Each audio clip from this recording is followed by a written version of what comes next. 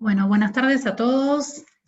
Muchas gracias por conectarse. Les damos la bienvenida a un nuevo seminario de nuestra serie de seminarios virtuales.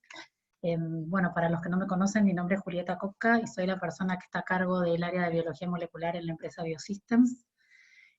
Bueno, aprovechando esta época de pandemia en la cual no podemos hacer encuentros personales o presenciales, estamos haciendo esta serie de seminarios para acercarles un poco actualizaciones en las tecnologías con las que trabajamos. Y bueno, en esta oportunidad, bueno, tengo el placer de presentar al doctor Marcelo Kaufmann, que es quien va a presentarnos el seminario de hoy. Bueno, Marcelo es jefe del consultorio y laboratorio de neurogenética del Hospital Ramos Mejía de la Ciudad de Buenos Aires. Me escuchan bien todos, ¿no? Ok, gracias. Bueno, y le invitamos a Marcelo. Marcelo fue uno de los primeros en arrancar con la tecnología de secuenciación de nueva generación en nuestro país, eh, usando, quizás mandando algunas muestras afuera al principio, porque bueno, no tenía acceso a la tecnología en forma local, pero ha trabajado desde hace varios años con la tecnología para apoyar en el diagnóstico de enfermedades neurogenéticas, y bueno, hace muy poquito sacó una publicación con su grupo de trabajo sobre lo que nos va a contar un poquito ahora, algunos casos y cómo logró ayudarse con el uso de esta tecnología justamente como herramienta de apoyo en el diagnóstico. Entonces, el título del seminario es Uso de herramientas de secuenciación de nueva generación en el diagnóstico de enfermedades neurogenéticas. Como siempre, si quieren hacer preguntas las pueden poner en el chat y va a haber tiempo al final para poder responderlas. Y desde ya te quiero agradecer mucho, Marcelo, por tu tiempo para compartirnos con esta presentación. Y voy a dejar de compartir, así vos podés compartir y me voy a poner muda, voy a apagar mi video, así quedas vos a cargo, ¿sí? Muchas gracias. Gracias, Julieta. No, gracias a vos. Fíjate si podés compartir la pantalla.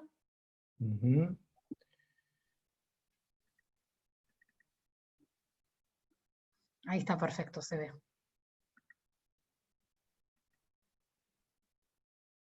Ahí está. Bueno, buenas tardes a Perfecto. todos. Gracias, Julieta, por la introducción. Bueno, la idea es mostrarle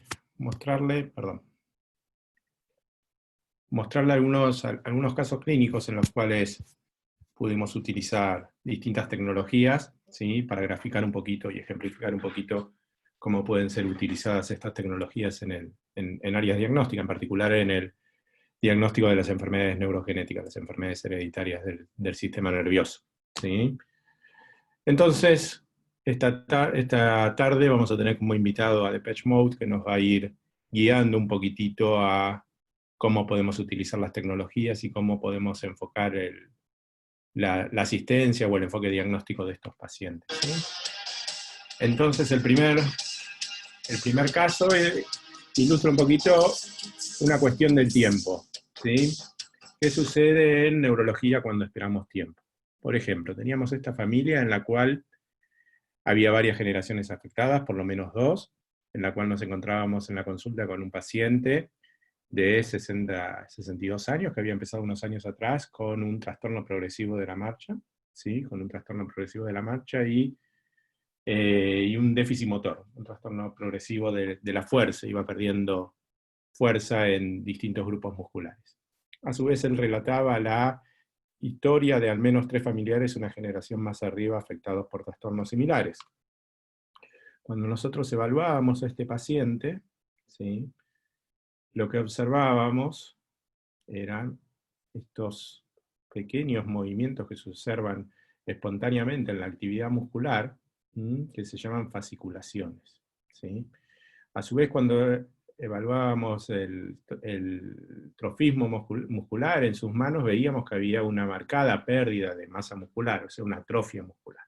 Entonces teníamos actividad muscular espontánea, esas fasciculaciones, teníamos esta pérdida de masa muscular, atrofia muscular, ¿sí? Luego, cuando observábamos su lengua, también veíamos lo mismo, actividad motora espontánea, esas fasciculaciones también reflejadas en la musculatura de la lengua. Y observábamos un signo que los neurólogos solemos buscar mucho, que se llama signo de Babinski, que cuando ante el estímulo cutáneo se eleva el dedo gordo del pie, eso se llama signo de Babinski presente, eso está evidenciando la presencia de una disfunción de la vía piramidal. Entonces, cuando tenemos esta combinación de una disfunción piramidal y un compromiso de unidades motoras musculares, con pérdida de masa muscular, con actividad muscular espontánea, lo que nosotros decimos como neurólogos es que hay un compromiso de la motoneurona inferior y de la motoneurona superior, ¿sí? Entonces, cuando tenemos este compromiso, motoneurona superior y motoneuronas inferiores, nosotros pensamos en una enfermedad que se llama esclerosis lateral amiotrófica, la cual seguramente alguna vez habrán escuchado hablar, que es una enfermedad neurodegenerativa, ¿sí? Como había historia familiar positiva en este caso, pensamos que podía ser una esclerosis lateral amiotrófica familiar, una variedad de esta enfermedad neurodegenerativa en la cual hay una alteración genética que hace que recurra el trastorno de varios miembros de la familia, ¿sí? Sin embargo, cuando continuábamos evaluando al paciente, observábamos que había una falla en la coordinación motora. Además de este trastorno en la fuerza muscular, además de este trastorno motor, había una falla en la coordinación motora.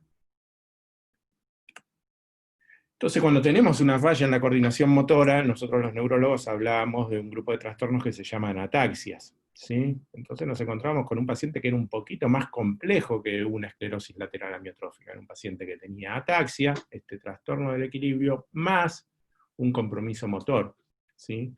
Entonces acá se complica un poquito las posibilidades diagnósticas y se expanden un poco más.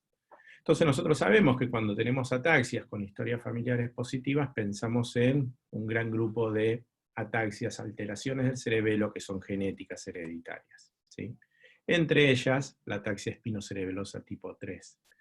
Entonces la ataxia espinocerebelosa tipo 3, ¿sí?, se da por una alteración en el número de repeticiones de un trinucleótido, que se llama CAG, ese trinucleótido. Entonces es una de las enfermedades por expansiones anormales de trinucleótido.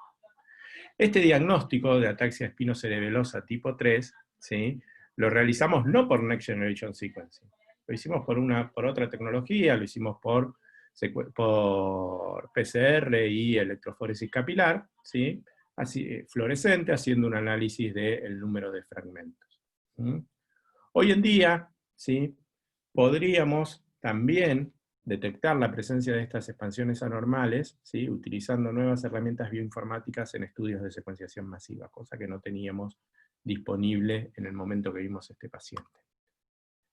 Pero, ¿sí?, cuando veíamos a otro familiar afectado en este grupo, en esta misma familia, ¿sí?, observábamos también la presencia de esas fasciculaciones en la lengua, la presencia de esa actividad motora espontánea muscular, esas fasciculaciones en los músculos, ¿sí?, y la presencia además, en este caso, ¿sí?, de una alteración en la motilidad ocular, una lentitud muy marcada en el movimiento de esos ojos, y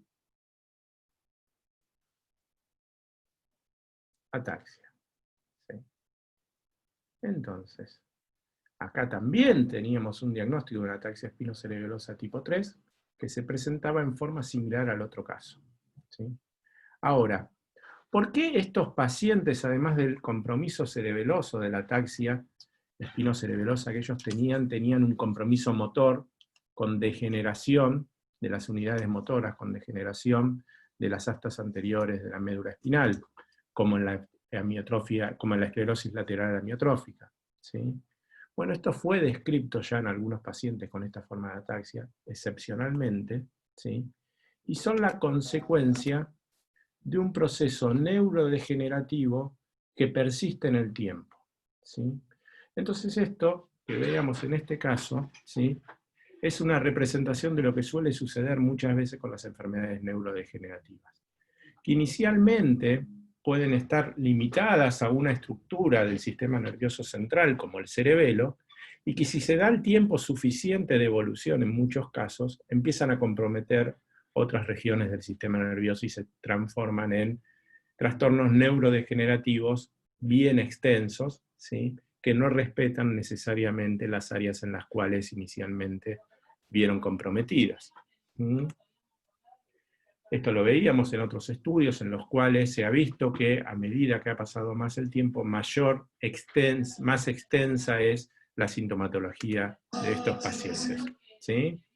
Entonces, era una cuestión de tiempo que si uno espera suficiente tiempo en la evolución de las enfermedades neurodegenerativas, ¿sí?, va a observar en esos pacientes un fenómeno que compromete a muchas más estructuras que las que inicialmente puedan parecer. Entonces este es uno de los ejemplos que tenemos en neurogenética, en los cuales a veces trastornos que desde el nombre pueden parecer limitados, como una ataxia, como yo les decía, ataxia espinocerebelosa, que comprometería solamente estructuras cerebelosas, con el paso del tiempo puede simular otras enfermedades del sistema nervioso, como la esclerosis lateral amiotrófica. Sigamos. Esta canción se llama The Child Inside, el niño adentro, ¿sí? Y quiero mostrarle este caso de esta señora, que vi hace un par de años en mi consultorio. Entonces, nuevamente, si observamos a esta señora, lo que vemos es que tiene un trastorno en la marcha. No tenemos que ser neurólogos para darnos cuenta que no camina del todo bien, que tiene una dificultad en mantener el equilibrio, ¿sí? Y cuando la observamos más de cerca, si vemos estos párpados, vemos que están caídos. Eso se denomina ptosis para los neurólogos, ¿sí?, una debilidad en la musculatura de la elevación de los párpados, ¿sí? Ven que están como caídos, ven que tienen como los ojos entrecerrados, ¿sí? Y a su vez vemos que hay unos movimientos ahí también irregulares en esos ojos, que se denominan nistagmos. Bueno, estos signos que estamos observando, un trastorno en el equilibrio, la presencia de esta alteración en la motilidad ocular, la debilidad en estos músculos, ¿sí?, nos están hablando de una disfunción de nuevo cerebelosa y con un compromiso probablemente extendido hacia el tronco del encéfalo, ¿sí? Luego, cuando pedimos ver la coordinación motora, vemos también que en forma similar al primer paciente que veíamos hoy a la tarde, ¿sí?, hay una ligera incoordinación. Entonces es una paciente que tenía de nuevo una ataxia, ¿sí? Entonces esta era una señora de 65 años de edad con un trastorno progresivo de la marcha, muy lentamente evolutivo, con alteración en la motilidad ocular que la llevaba a tener un signo que se llama diplopía, que significa ver doble, ¿sí?, y con episodios también de incontinencia urinaria. Y había una historia familiar positiva en su familia, en su hermano y en su padre, de un trastorno también progresivo, un trastorno de la marcha progresivo, un déficit neurológico progresivo que había sido interpretado como una esclerosis múltiple, que es otro tipo de enfermedad del sistema nervioso, una enfermedad inmunológica, rara vez con un patrón de herencia dominante como en este caso, ¿sí? Cuando observábamos las imágenes de esta paciente, no son de muy buena calidad las fotos, pero sí podemos ver que hay una disminución en el diámetro del tronco cerebral. Esa disminución del diámetro del tronco cerebral significa que hay una atrofia, una degeneración del tronco cerebral, que es coincidente con esos signos que yo les había dicho unos minutos atrás, que hacían pensar que podía haber un trastorno en el tronco cerebral, ¿sí? Y esto nos hace pensar, cuando tenemos estos cuadros, en una enfermedad que se llama enfermedad de Alexander, que es una enfermedad de la sustancia blanca, que es una enfermedad genética del sistema nervioso, que afecta a la sustancia blanca del sistema nervioso y que tiene un patrón de herencia dominante. Entonces, en esta paciente nosotros encontramos, ¿sí?, en un panel de secuenciación por NGS, esta alteración en este gen que se llama GFAP, que es el gen que está alterado en la enfermedad de Alexander, ¿sí? ¿Y por qué la canción que nos ilustraba de Depeche Mode era The Child Inside? Porque esta es una enfermedad que típicamente era reconocida solamente en la población pediátrica como una de las leucodistrofias, esas enfermedades difusas y extensas de la sustancia blanca, esas enfermedades degenerativas de la sustancia blanca, de presentación mayoritariamente pediátrica, ¿sí? Y que hace unos años empezaron a reconocerse casos en adultos con presentaciones distintas, como pudieron ver en el caso de esta paciente, en la cual la evolución era mucho más lenta y había un compromiso casi limitado a las estructuras del tronco cerebral, como observábamos en la paciente, ¿sí? Es muy característica en las imágenes por resonancia magnética de los casos con enfermedad de Alexander de comienzo en el adulto, ¿sí? Disminución del calibre, del diámetro de las estructuras del tronco cerebral y de la médula espinal cervical, como veíamos en nuestra paciente, ¿sí? Cuando se consultan otras series de casos con enfermedad de Alexander del adulto, vemos que tenía muchas cosas parecidas a las de nuestra paciente también, como la presencia de esta alteración en la motilidad ocular, esa oftalmoplegia que la llevaba a ella a tener visión doble, la presencia de espasticidad y la presencia de disfunción autonómica que se manifestaba en ella como la incontinencia urinaria, ¿sí? Bien, seguimos. El mundo en mis ojos, ¿sí? Entonces es fácil de entender que este caso que vamos a observar tiene una manifestación visual predominante, ¿no? La uña Joana López Laurera. ¿Tu edad? 24. ¿Y desde cuándo estás así? De los 2 años me dijeron, no me acuerdo. ¿Y a los 2 con qué empezaste? Con la pérdida de visión. Pérdida de esa visual. ¿Y el problema de la marcha a partir de qué edad? A los 11 años. 11 años. Más. ¿Y actualmente estás en andador hace cuánto tiempo? ¿Cómo? ¿Andador?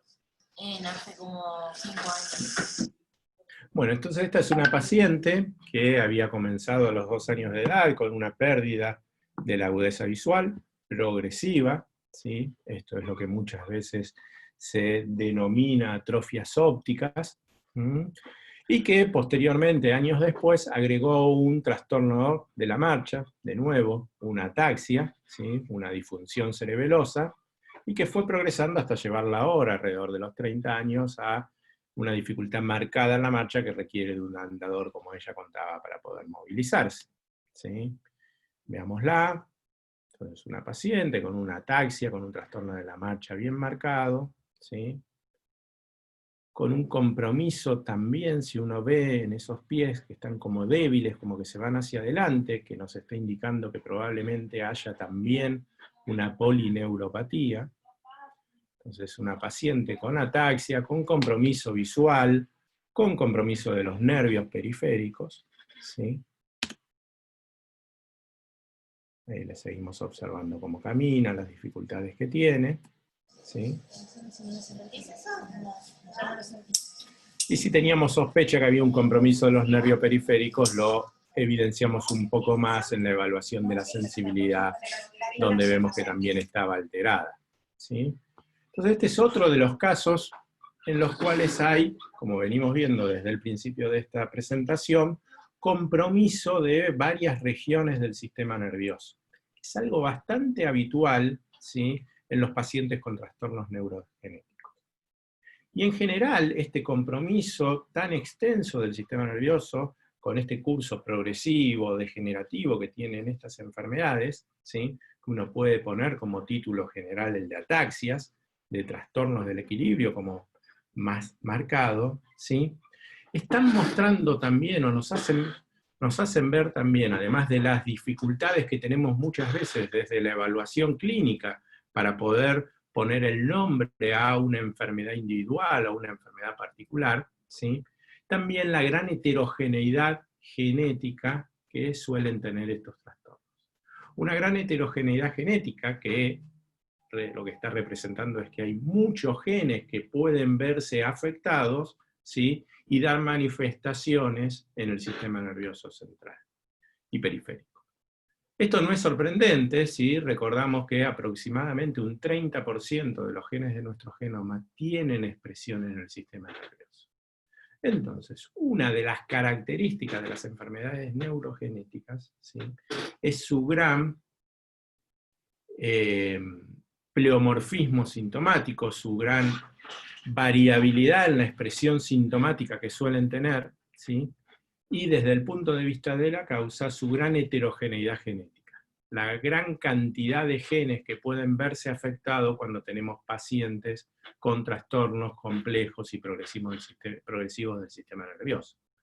Entonces, desde un punto de vista diagnóstico, cuando tenemos que estudiar un gran grupo de genes, ¿sí?, lo que nos ha cambiado la vida y lo que ha hecho que sea posible, por un lado, reconocer y aprender cada vez más acerca de las causas de estos trastornos y desde el punto de vista clínico poder diagnosticarlos, es decir, poder identificar cuál es la causa del trastorno puntual que le pasa a un paciente individual y poner fin a lo que muchas veces denominamos odiseas diagnósticas, este largo peregrinar durante muchos años en búsqueda de un diagnóstico, en busca de un porqué, y que genera mucha angustia de por qué está sucediendo lo que me está sucediendo a mí o a mi familia o a mi familiar, ¿sí? Lo que nos ha cambiado la vida es la disponibilidad de herramientas de Next Generation Sequencing. Y en particular desde el punto de vista clínico, dos, ¿sí? Por un lado los paneles multigénicos y por otro lado la secuenciación de exoma, ¿sí? Nosotros hace casi 10 años ya que venimos trabajando en Next Generation Sequencing, ¿sí?, y hemos hecho todo el recorrido de las distintas herramientas que están disponibles para identificar estos trastornos. En el caso de esta paciente, luego de varios años de consultar y no saber cuál era la causa de su trastorno, pudimos realizar una secuenciación de exoma, ¿sí? Identificamos dos alteraciones, ¿sí?, una heterocigosis compuesta para dos alteraciones en un gen que se llama OPA1. ¿Sí? Este gen, OPA1, puede dar enfermedades dominantes, es decir, cuando hay solo un alelo afectado, y se manifiestan solo como atrofias ópticas, solo como compromiso de la vía visual, como una degeneración del nervio óptico, o en formas más complejas y más extendidas de degeneración del sistema nervioso, como este caso cuando tienen una afectación bialélica y se comportan como enfermedades recesivas, como el caso de esta paciente, ¿sí? A su vez, este gen OPA1 está implicado en el mantenimiento, ¿sí?, de la fisiología mitocondrial, en particular en el mantenimiento de la división mitocondrial, por lo tanto tiene muchos puntos clínicos también de emparentamiento con otras enfermedades mitocondriales. ¿Sí? Entonces podemos decir que también esta es una enfermedad mitocondrial, que es otro gran capítulo dentro de la neurogenética. Bien, entonces este es un ejemplo más en el que logramos identificar estas alteraciones en OPA1, ¿sí?, y donde quizás el elemento clínico más distintivo y la clave en esta paciente con ataxia era el compromiso marcado inicial de la agudeza visual, como ella bien nos contaba, ¿sí? Muy bien. Y acá tenemos otro paciente del otro lado de la cordillera. Este es un paciente que vimos en consulta con colegas de Chile, en el cual, de nuevo, ya ustedes están aprendiendo lo que es la evaluación del examen neurológico y pueden ver que también hay un gran trastorno del equilibrio, una ataxia. Hay unos reflejos que están un poco exagerados, hay una disfunción piramidal, pero es básicamente una ataxia este paciente, y esa alteración en los pies que se llama pie cabo, ¿sí? Cuando vemos las neuroimágenes, vemos la resonancia magnética de este paciente, podemos observar, a diferencia del caso de la señora que veíamos con un tronco cerebral muy reducido de tamaño, acá un tronco aumentado, en particular la protuberancia, ¿sí? Lo que estamos viendo en la imagen que tiene la letra C es un corte que pasa por la protuberancia, que es la parte media del tronco cerebral, donde la vemos aumentada de tamaño y con algunos cambios de señal. Estos signos son muy característicos de lo que pudimos identificar en este paciente, mediante la secuenciación de un exoma, ¿sí?, que fue la presencia de alteraciones en un gen que se llama saxina, ¿sí?, y que se manifiesta como una ataxia, y que a veces puede simular otro tipo de ataxias, como en este caso la ataxia de Friedreich, ¿sí?, por ese pie cabo que es muy característico de la ataxia de Friedreich. Bien, otro de los aspectos importantes de ARSAX es que también da un compromiso del nervio óptico, ¿sí? Pero a diferencia de OPA1, en vez de provocar una disminución en el calibre del nervio óptico, ¿sí?, lo que provoca es un engrosamiento del nervio óptico con un aumento de las fibras ganglionares, ¿sí? Entonces, este es otro caso en el cual el mundo también puede revelarse a partir de los ojos. Y si hiciéramos un estudio de... Creo que a alguien se le disparó el sonido, si pueden mutearlo, gracias. Si hiciéramos un estudio de cuantificación del grosor del nervio óptico, es un estudio muy simple y muy disponible que se llama tomografía de coherencia óptica, veríamos casi patognomónicamente en los pacientes con ARSAX un aumento en el grosor de estas fibras como en este paciente. ¿Sí? Bien, y sigamos en el mundo en los ojos, y acá tenemos otro paciente con un trastorno del equilibrio, y lo vemos bien claro que es una ataxia también. Y acá hicimos una secuenciación de exoma, acuérdense de la heterogeneidad genética que les mencioné, y lo que observamos fue una alteración en un gen que se llama SPG7, ¿sí? Que suele dar ataxias con espasticidad, paraparesias espásticas, pero en forma recesiva, o sea, necesitaríamos tener 2 alelos alterados. Y acá encontrábamos solo uno en heterocigosis, faltaba un segundo alelo alterado, ¿sí? Sin embargo, hay trabajos en los que muestran que la aportación de solo un alelo alterado en SPG7 puede dar lugar a cuadros mucho más solapados y en los cuales hay una ataxia tardía, como en nuestro paciente, y un compromiso visual subclínico, ¿sí? Como pasaba también en la evaluación de este paciente. Bien, sin embargo, esto no puede ser considerado otra cosa en el caso individual, ¿sí? Como sugestivo, uno no tiene el grado de certeza suficiente, porque irónicamente, solamente la incertidumbre es una cosa certera. La certeza absoluta es una ilusión, y eso nos pasa muchas veces en la interpretación y en el análisis de los estudios de Next Generation Sequencing. Porque por un lado decíamos que la gran ventaja que nos daban los estudios de Next Generation Sequencing era la posibilidad de obtener secuencias en paralelo de múltiples genes o múltiples regiones genómicas, o de todo el exoma o de todo el genoma, ¿sí? Pero eso también lo que trae, ¿sí?, es poder revelar en forma simultánea la presencia de lo que nos caracteriza a todos los seres vivos, que es la variabilidad genética. Entonces, por regla, en un estudio de secuenciación masiva, me voy a encontrar con mucha variabilidad. Y mucha de esa variabilidad que encuentre, ¿sí?, puede ser sugestiva de estar implicada en la patología del paciente que estoy estudiando.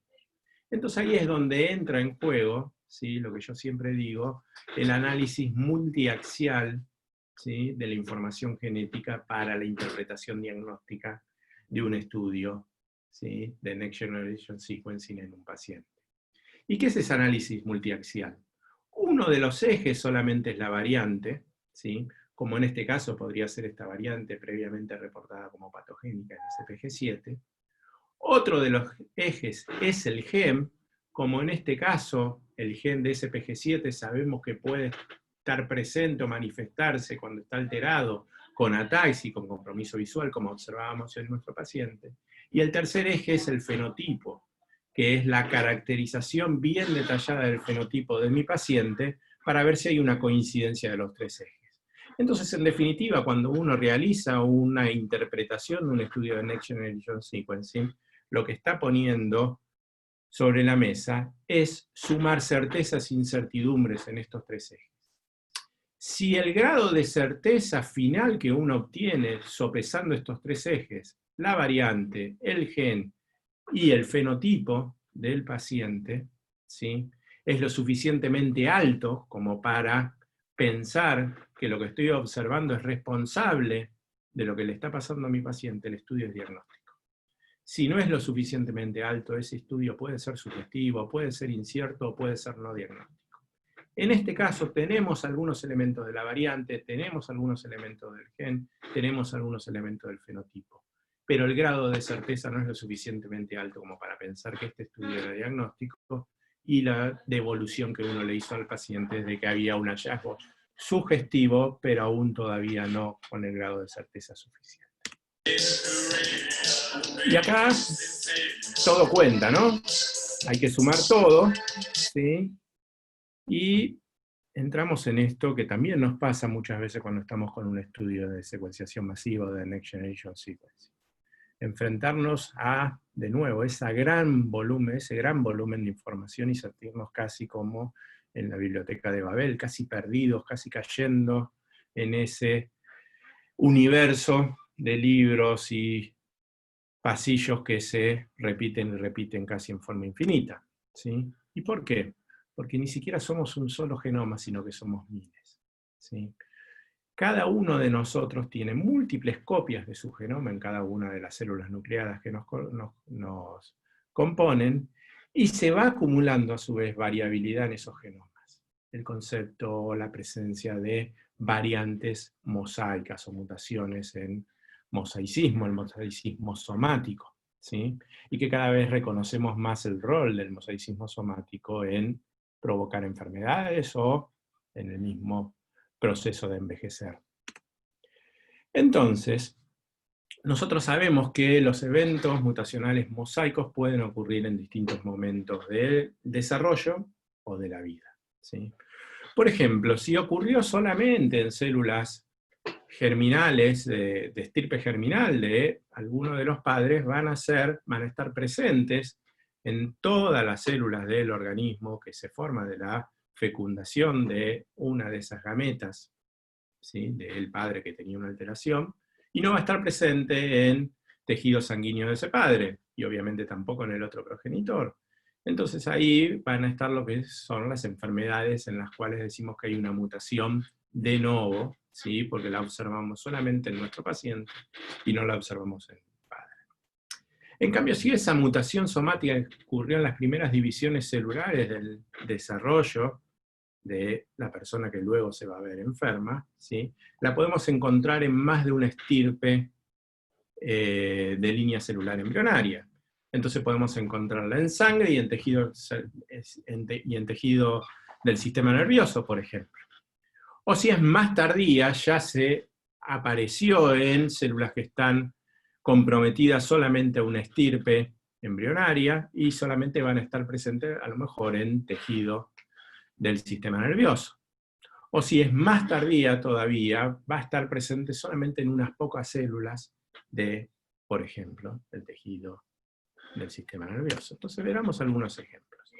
Entonces le decía que el primer ejemplo son las mutaciones de novo, ¿sí? No, perdón.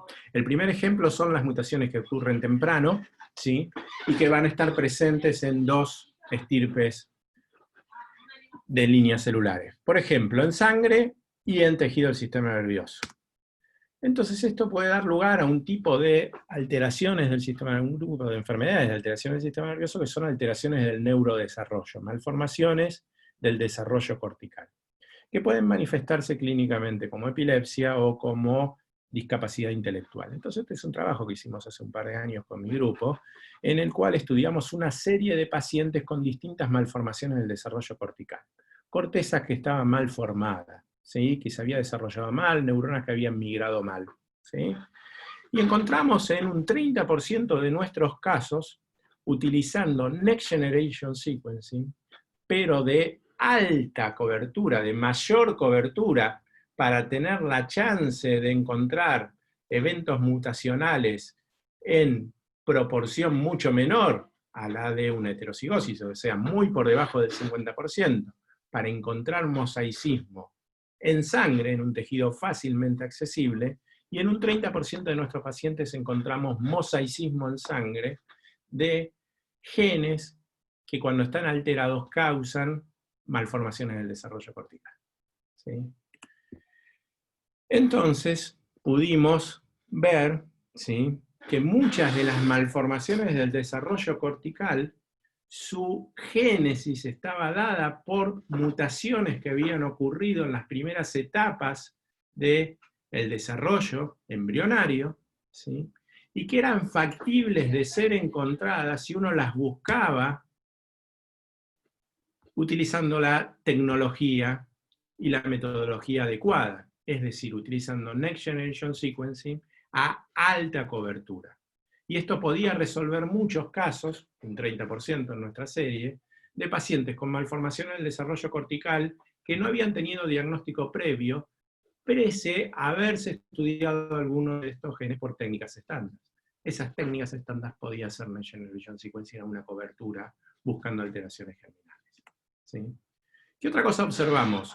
Que los pacientes que tenían malformaciones del desarrollo cortical por mosaicismo, ¿sí?, solían tener un fenotipo, manifestaciones mucho más leves que los pacientes que tenían alteraciones germinales.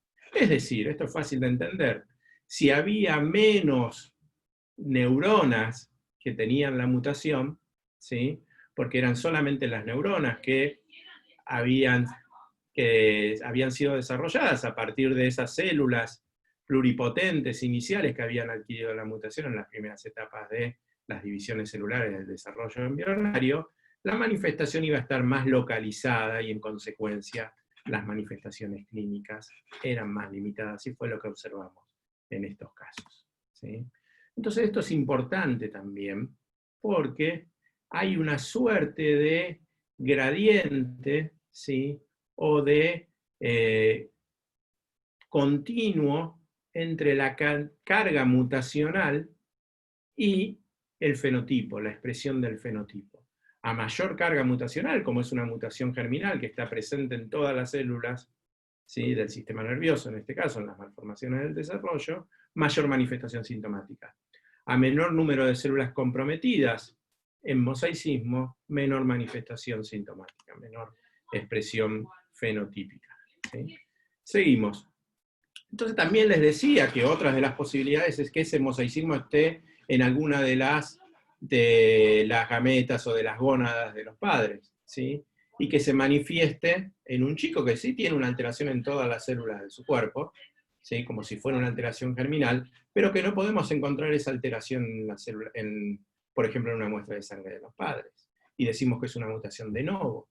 Bueno, ese mosaicismo, ¿sí?, puede recurrir en las familias, ¿sí? Esas mutaciones de novo que clásicamente decíamos que eran eventos únicos que sucedían en un paciente y que tenían una muy baja chance de recurrencia familiar, pueden recurrir en futuros embarazos y en futuros hermanos, como fue el caso de esta familia, ¿sí?, en la cual, mediante secuenciación del genoma completo, fue la primera secuenciación de genoma en material humano realizada con fines diagnósticos en Argentina, ¿sí?, unos años atrás, encontramos 3 hermanitos afectados con alteraciones en este gen, que se llama YANG3, que da una discapacidad intelectual bastante marcada, ¿sí?, y que no estaban presentes en los padres, al menos en las muestras sanguíneas estudiadas con técnicas estándares en ese momento. Entonces, esta recurrencia de hermanos con una mutación de novo nos hacía sospechar que había mosaicismo gonadal, ¿sí?, que en ese momento no teníamos las herramientas para detectarlo. Tiempo después observamos esta familia de 2 hermanas afectadas por una debilidad muscular, lo que se denominan distrofias musculares, de nuevo 2 hermanas afectadas, ¿sí?, que cuando estudiamos el resto de la familia observábamos que sus padres por Sanger no tenían la variante, entonces decíamos que eran 2 variantes de novo, ¿sí?, pero con recurrencia familiar. Entonces acá sí ya teníamos puesto a punto la utilización de Next Generation Sequencing de alta cobertura para buscar mosaicismo en sangre de alguno de estos padres, para ver si eso nos podía estar revelando la presencia de mosaicismo gonadal, y en consecuencia, ¿sí?, demostrar esta sospecha clínica de mosaicismo gonadal en uno de ellos y poder dar un mejor asesoramiento sobre riesgo de recurrencia en la familia. Entonces lo que hicimos fue una secuenciación de ultra alta cobertura en muestra de ambos padres, en sangre, buscando esta mutación puntual, y lo que encontramos es que la madre era un mosaico al 3%, ¿sí?, al menos en sangre. Entonces esto nos da cuenta de que en el desarrollo de esta madre, en las primeras etapas de la división celular, se provocó un evento mutacional en este gen laminina, ¿sí?, que afectó notoriamente más las células que iban a dar lugar a la estirpe gonadal, ¿sí?, y también algunas células de la sangre. Por eso podemos encontrarla en muy, muy bajo grado en sangre, ¿sí?, y poder predecir la presencia de mosaicismo gonadal y eso explica la recurrencia familiar en estas dos etapas, ¿sí? Esto sin Next Generation Sequencing, a esta ultra alta cobertura, fíjense en este caso, que era una cobertura de 13.000 por, ¿sí? Es imposible de detectar, ni por Sanger, ni por un estudio de Next Generation Sequencing estándar o clásico para buscar alteraciones germinales, ¿sí? Entonces, durante mucho tiempo decíamos que esto era excepcional, la presencia de mosaicismo gonadal. Y entonces, si nosotros estábamos en la consulta y nos encontrábamos con un paciente que muchas veces es un chiquito con una discapacidad intelectual, y encontrábamos una mutación que decíamos que era de novo, los padres nos preguntaban, ¿cuál es la chance de volver a embarazarnos y tener otro chiquito así? Nosotros decíamos, bueno, la chance es muy baja, porque es un evento de novo, la chance de que vuelva a aparecer un evento de novo es muy baja, el mosaicismo gonadal era muy bajo, ¿sí? Eso es lo que pensábamos, hasta que empezamos a tener tecnologías o herramientas para no solo sospechar y predecir que podía haber mosaicismo gonadal, sino ir a buscarlo antes. Ir a buscarlo antes con técnicas como las que mostré en el caso anterior. Entonces un trabajo como este encontró que en las encefalopatías epilépticas, que son estos cuadros del neurodesarrollo, ¿sí?, hasta un 10% de los casos hay mosaicismo gonadal identificable en una muestra de sangre en alguno de los padres si se utiliza, por ejemplo, una técnica como Next Generation de ultra alta cobertura. Es decir, 1 en 10, no es poco. Entonces, hoy, ¿sí?, si nos encontramos con una pareja que tuvo un chiquito con un trastorno severo y encontramos una mutación de novo y nos pregunta cuál es el riesgo de recurrencia, ¿sí?, lo que deberíamos hacer es ir a buscar esa mutación que identificamos en ese chiquito por Next Generation Sequencing de ultra alta cobertura en muestra de sangre. Porque si encontramos que alguno de los dos tiene un mosaicismo, aunque sea de muy bajo grado, como en el caso de la madre de las dos hermanitas que mostré hace unos minutos, ¿sí?, el riesgo de recurrencia es mucho más alto, ¿sí?, y se puede estimar entre un 20 y un 30%. ¿Sí?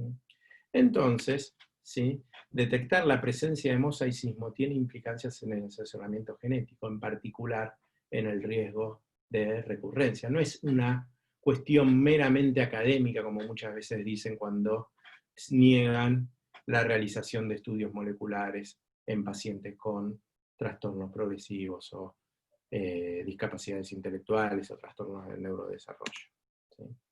Y finalmente les decía que también el mosaicismo puede aparecer mucho más tardíamente y estar presente solo en tejido nervioso central, ¿sí? Entonces acá uno necesita necesariamente tener acceso a tejido del sistema nervioso, ¿sí? Entonces, en fines diagnósticos, solamente uno puede tener acceso a ese tejido cuando ese paciente se le va a realizar una neurocirugía, ¿sí? Entonces, por ejemplo, tenemos dentro de las malformaciones del desarrollo cortical, como en este caso, una paciente con lo que se llama una hemimegalencefalia, es decir, todo un hemisferio cerebeloso mal desarrollado, que se manifestó como una epilepsia de muy difícil manejo a una muy temprana edad, y que requirió para su tratamiento de la epilepsia una neurocirugía, tratar de desconectar, digamos, todas estas neuronas que estaban disparando en forma anómala y provocando las crisis convulsivas. Entonces, como tuvimos acceso a ese tejido, lo que hicimos fue ir a buscar la presencia de una alteración genética con un estudio de Next Generation Sequencing, un exoma en este caso a alta cobertura, mucha mayor cobertura que la que habitualmente se utiliza para encontrar alteraciones germinales, y encontramos por primera vez en la literatura, ¿sí?, un caso en el que hay una alteración en este gen que se llama REV, ¿sí? Luego validamos esto con una nueva Next Generation Sequencing de ultra alta cobertura y volvimos a encontrar el mismo grado de mosaicismo, y en lo que ven en el panel D, ausencia obviamente en muestras de sangre y de saliva en otros tejidos, ¿sí? Entonces, este es un caso en el cual el evento mutacional mosaico ocurrió en forma más tardía, por eso solamente lo pudimos encontrar en el sistema nervioso central, y se manifestó clínicamente también como una malformación limitada en un único hemisferio cerebral. Así que bueno, simplemente para despedirme, y quedo abierto a las preguntas. Muchas gracias.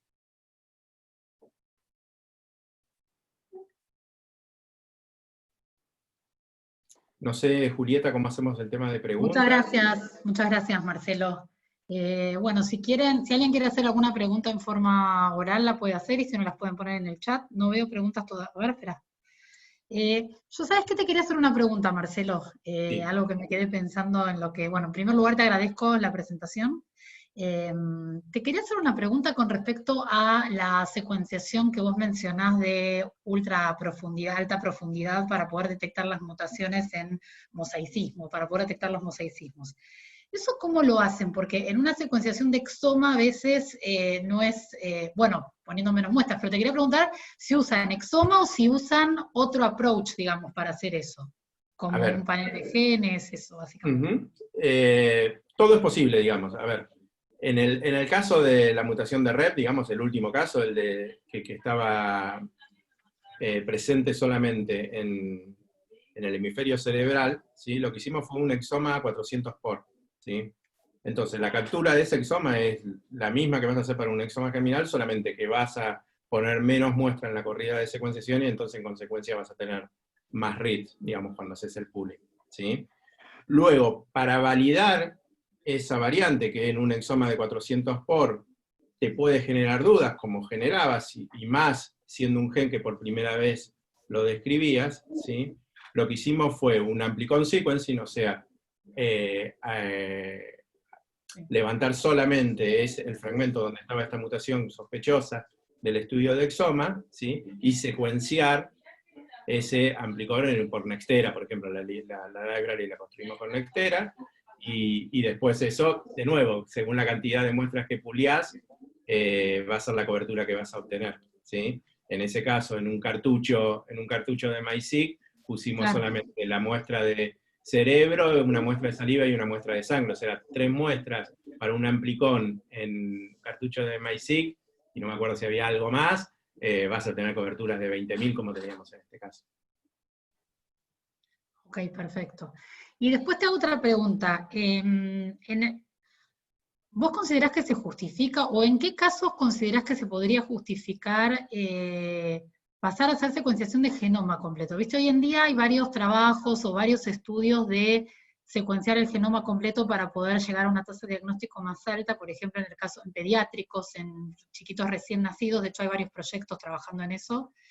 Cuando nacen ya con una alteración, una enfermedad hereditaria, y van a la unidad de cuidados intensivos, y entonces el hecho de poder buscar las herramientas más fáciles para llegar a un diagnóstico lo más rápido posible, que en algunos casos te permite accionar, en otros no, pero tener una respuesta al menos. ¿En qué caso, o sea, cuál es tu opinión al respecto de eso?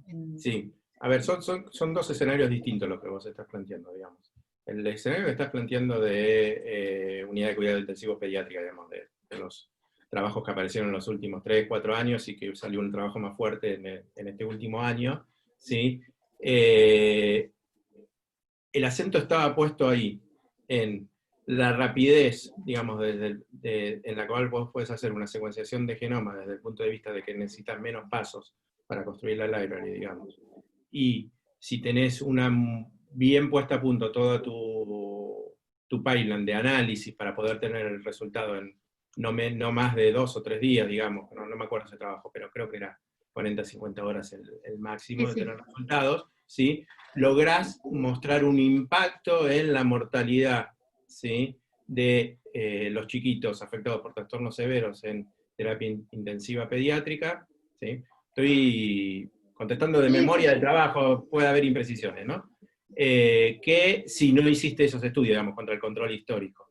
Entonces, en ese caso, sí, en los cuales es una población en cierta manera seleccionada, en la cual hay una gran severidad y una potencialidad también de gran accionabilidad en muchos de los trastornos en los cuales le cambias el pronóstico, si haces un diagnóstico precoz y instauras un tratamiento lo más rápido posible, como muchos trastornos neurometabólicos, ¿sí? Tiene sentido utilizar la tecnología más abarcativa que puedas como secuenciación de genoma. Y además el tiempo es apremiante en esos casos, digamos. Y el tiempo que te apremia. Entonces tenés esas dos variables, digamos, ¿sí? Entonces ahí la evidencia es muy fuerte, digamos, como para justificarse, ¿sí? Después puedes hacer análisis costo-efectivo, digamos, ya más nivel de salud pública. Pero en esa población la evidencia es muy fuerte. Ahora, si vos vas, por ejemplo, a mis pacientes más adultos, digamos, con un trastorno progresivo, en los cuales claramente el tiempo es muy distinto a un chiquito afectado en una unidad de cuidados intensivos, y claramente la potencial accionabilidad también es menor en términos relativos, ¿sí?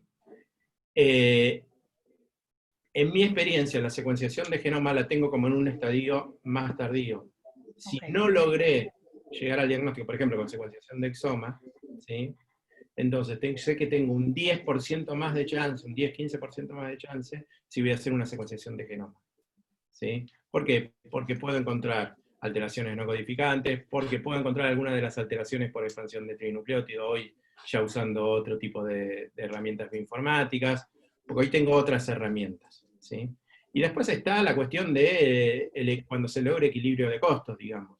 Cuando el costo de secuenciación sea más bajo, lo suficientemente más bajo, como para que supere el beneficio de secuenciar menos, digamos, que es la etapa de captura del exoma, claramente el exoma va a dejar de tener espacio, digamos. Es una cuestión de tiempo en ese sentido. ¿Sí? Así que yo te diría esos dos escenarios. Creo que ahí hay otras preguntas. Sí, por ejemplo. Sí, te leo si querés para que... La estoy viendo, la estoy viendo. Pero para que la escuchen todos, ¿no? Por favor, sí. Sí, en los casos de presunción diagnóstica de mosaicismo somático, si no hay muestra del sistema nervioso central disponible y hay una fuerte sospecha, ¿qué otros tejidos suelen utilizar? Bueno, depende del tipo de malformación del desarrollo cortical, digamos, si estamos pensando en eso. Si son el tipo de malformaciones como en el primer trabajo que mostré, que eran heterotopías, que eran doble corteza, que son tipos de heterotopías, ¿sí? Ahí te puede servir sangre, como mostré en el trabajo nuestro, porque de ese tipo de malformaciones sabemos que suelen ser más tempranas los eventos mutacionales, ¿sí? Que el otro tipo, del último caso, que era una hemimegalencefalia. En el último caso de una hemimegalencefalia, lo que solemos hacer es mirar muy detalladamente la piel del paciente. ¿Por qué? Porque hay muchos casos de alteraciones más tardías, ¿sí? Un poquito menos tardías, digamos, en los cuales hay también compromiso mosaico en piel, o el cuero cabelludo, ¿sí? Alteraciones en pigmentación del pelo o manchas en piel, en los cuales ahí podemos tener acceso a una muestra fácilmente accesible como piel para ir a buscar mosaicismo. Y finalmente, ¿sí? Si no tengo ningún otro indicador fuera del sistema nervioso central, otra posibilidad puede ser mucosa yugal, porque de nuevo, porque tanto piel como mucosa yugal, ¿sí? Son de ectodermo, que es de la misma línea embrionaria que el sistema nervioso central. ¿Sí? Entonces, si es un evento mutacional que ocurrió un poquito antes, cuando todavía no se había diferenciado esa célula a neuroectodermo o a ectodermo en otra región, ¿sí? Podría llegar a encontrarlo en mucosa yugal o en piel. Perfecto, perfecto, gracias. Acá preguntan, ¿hay avances en el diagnóstico de epilepsias refractarias en adultos o adolescentes por NGS? Sí. A ver, hay formas de epilepsias en adultos o en adolescentes en los cuales son formas de epilepsia parciales, ¿sí? En los cuales hay todo un grupo de alteraciones en una vía que está relacionada justamente con la de las malformaciones del desarrollo, que es, por ejemplo, en DDP5 y otros genes de esa misma vía, que es el complejo de Gator, en los cuales se explican hasta un 10% de las formas familiares de epilepsias parciales refractarias. Así que ese puede ser un ejemplo, ¿sí? Perfecto. Acá otra pregunta dice, ¿pensaron en abordar este tipo de análisis ya sea enriqueciendo las poblaciones celulares que ya identificaron por medio de single cell para poder tener más información? Sí, eso es un proyecto que está en curso. Es un PICT que sacamos el año pasado, así que esperemos tener resultados en la próxima vez que demos el seminario. Bueno, perfecto, buenísimo. Y acá preguntan, hay otra pregunta, dice, ¿se estima cuánto tiempo pasará hasta que la NGS pase a hacer diagnósticos de rutina? Bueno, esto es bastante. Para mí ya es de rutina. O sea, claro, porque dependiendo de la aplicación sería necesario, sí o sí. no tengo duda que al menos en neurogenética tiene que ser de rutina y lo es. Sí, entiendo que tiene que ver también con temas, con muchas cosas, digamos, entre ellos Tiene que costos. ver cosas que exceden lo médico o lo científico. Bueno, no veo acá otra pregunta. Yo te quería hacer una pregunta más, con respecto a un poco a lo que te pregunté antes genoma exoma, en cuanto, yendo un poco a exoma en sí. Exoma clínico versus exoma completo. ¿Vos has visto, digamos, ventajas en lograr una mayor tasa diagnóstica? ¿Es algo significativo? Esa es una y después tengo otra, pero bueno, si querés contéstame esto. Sí, a ver, ese es un trabajo que estamos ahora por mandar, en el cual la principal ventaja que tenés es la chance de reanálisis del exoma completo versus los exomas clínicos, digamos. ¿Por qué? Porque primero es muy heterogéneo el concepto de exoma clínico, digamos, ¿no? Entonces, bajo la etiqueta de exoma clínico coexisten muchas cosas distintas, desde distintos kits de captura, desde TruSci1 a otros, no de Illumina, incluso dentro de TruSci1 dos versiones distintas, digamos, Sí, y sí. que dependiendo de esas versiones o del kit de captura, en el mejor de los casos va a ser la cantidad de genes que se evalúan, y esa cantidad, más que la cantidad, la antigüedad que tienen esos genes descritos como de importancia médica, digamos. Entonces, si es un kit de captura muy viejo, obviamente va a tener menos genes y genes más antiguos. Y como sabemos que en los últimos 3 años, diría yo, es donde hubo mayor crecimiento en el número de genes reconocidos, ¿sí? Las chances que tenés de estudios no diagnósticos en exomas clínicos ser factibles de reanalizarlos, ¿sí? Es menor que en exomas completos. ¿Por qué? Porque en un exoma clínico, a lo sumo, vos vas a poder reanalizar un estudio no diagnóstico a diagnóstico cuando una variante que era de significado incierto encontraste que apareció otro caso en la literatura descrita. En cambio, en un estudio de exoma completo tenés eso, más un gen que habías pasado por alto antes, porque no se sabía que estaba relacionado a una enfermedad, y que cuando lo reanalizás decís, mira, tiene esta alteración en este gen, y este gen sé ahora que explica el fenotipo de mi paciente. Entonces este estudio que era no diagnóstico ahora lo es. Entonces sí, la respuesta es sí, es un estudio que tiene mayor chance de rédito diagnóstico. Sí, tenés más información, obviamente, a la cual volver. Exacto. Uh-huh. Y acá hay otra pregunta, que te la voy a hacer por si se termina el tiempo. ¿Han visto epilepsias refractarias no familiares que podrían ser mutaciones de novo o mosaicismos no estudiados en los padres? Epilepsias refractarias, no familiares que podrían ser mutaciones. Sí, a ver, tenemos un montón de casos en los cuales son chiquitos con encefalopatías epilépticas, son epilepsias refractarias, en los cuales encontramos mutaciones de novo, ¿sí? Que estudiamos por Sanger a los padres, por eso decimos que son de novo, porque no estaba esa variante, y que no tuvimos chance, ya sea por el momento en el que se hizo, o por razones presupuestarias, de ir a hacer un estudio de NGS de alta cobertura, a ver si efectivamente son de novo o aparentemente de novo. Entonces, sí, claro, es un mecanismo muy, muy común. Se dice que en las discapacidades intelectuales, entre ellas las encefalopatías epilépticas, aproximadamente la mitad son de novo o pseudo de novo, ¿no? Ok, perfecto. No, y la última pregunta que yo tengo que te quería hacer es, teniendo en cuenta que, bueno, incluso con exoma, genoma y lo que fuera, sí, la tasa diagnóstica en este tipo de patologías sigue siendo limitada, digamos, ¿no? En cuanto a porcentaje. Por ahí esto es algo que yo no sé si se sabe, ¿no? Obviamente es una pregunta que te hago porque es curiosidad.